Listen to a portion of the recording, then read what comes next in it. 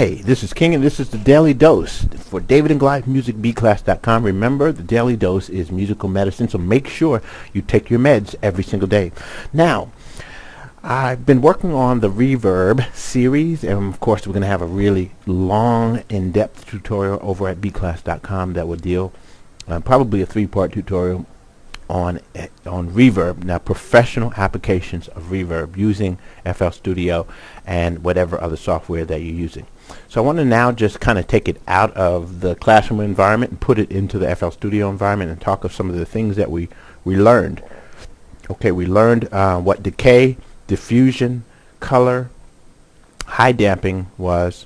We learned what pre-delay. Remember the Phil Collins? I can hear it coming in. Okay, well, that's that part. Then we talked.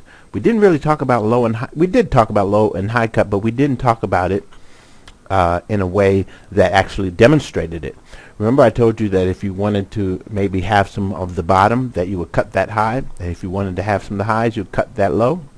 All right, let's go ahead and do that. I've got a track that I have isolated one of the instruments, just the clap. Yeah, that's funny. And now I'm running it through this effect. Here it is. Okay. Now I'm going to turn off the other reverb I have. And we're just going to deal with the fruity reverb, which is a pretty good reverb, to be quite honest. Okay. So we talked about diffusion. Remember, that's how we scatter the sound. Let's turn down the diffusion.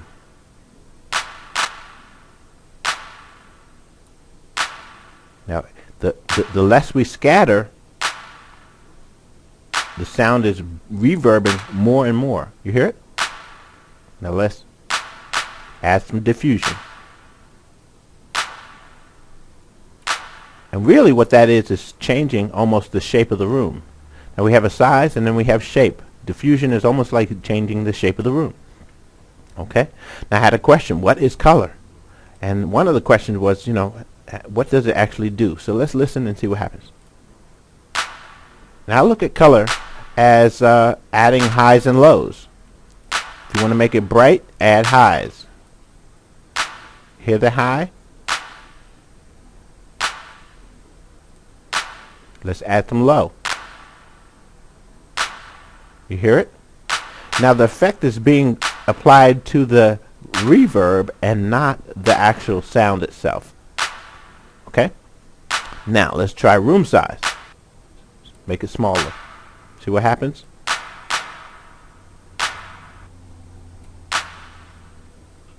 Now, similar to diffusion, because the smaller the room, the smaller the diffusion.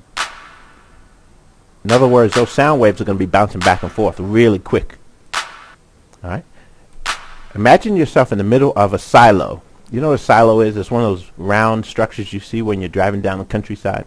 Imagine being inside a narrow one, or a well, and you're at the bottom of a 15-foot well, and you start singing or yelling, "Help me!" and you hear the echo. Those echoes are going to bounce off those walls a lot more quickly. All right?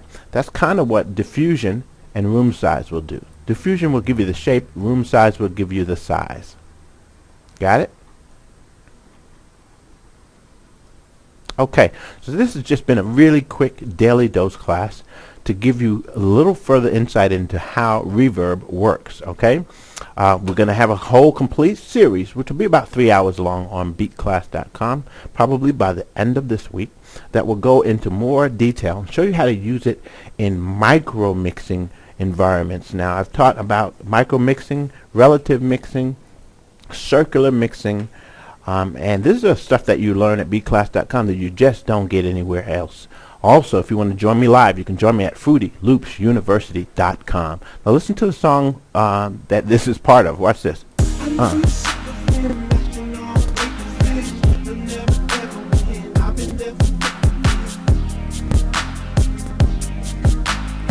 All right, let me make it really, really clear. The hotness. Here we go.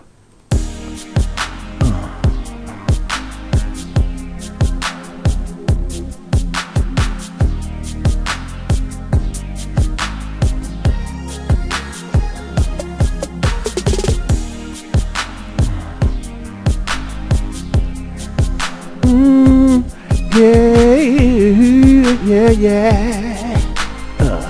All right.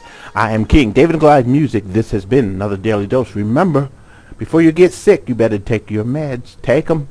And this is Musical Medicine, the Daily Dose. One love. Peace.